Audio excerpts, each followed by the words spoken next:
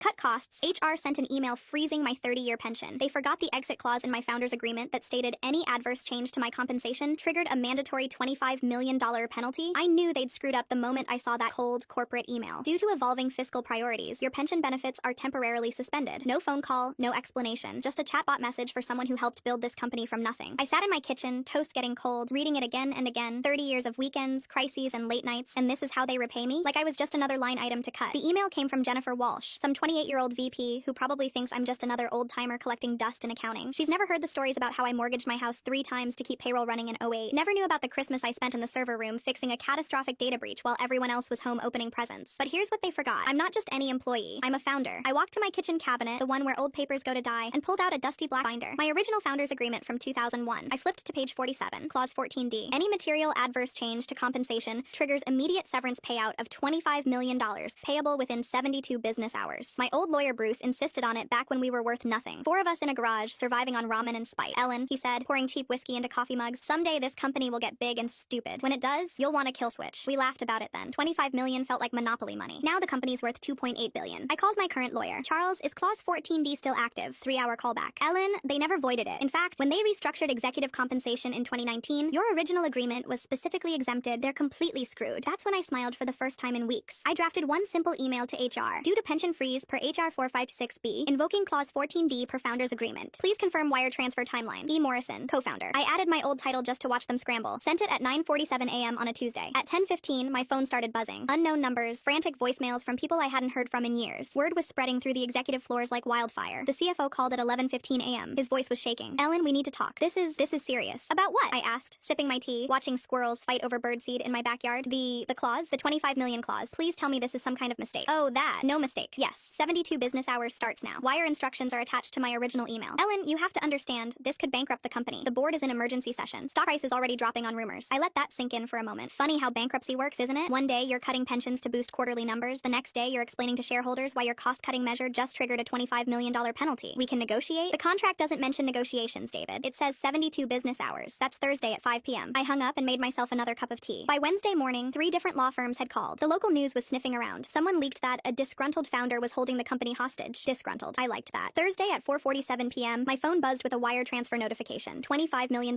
Exactly as specified. The next morning, Jennifer Walsh was escorted out by security. The new interim CFO personally called to apologize and invited me to rejoin the board of directors. I declined. I was too busy spending my $25 million on a nice beach house in Costa Rica. They thought I'd disappear quietly. Instead, their cost-cutting measure was about to cost them everything. The pension freeze was quietly reversed the very next week. Every employee got their benefits restored, plus a formal apology letter signed by the same board that approved my payout.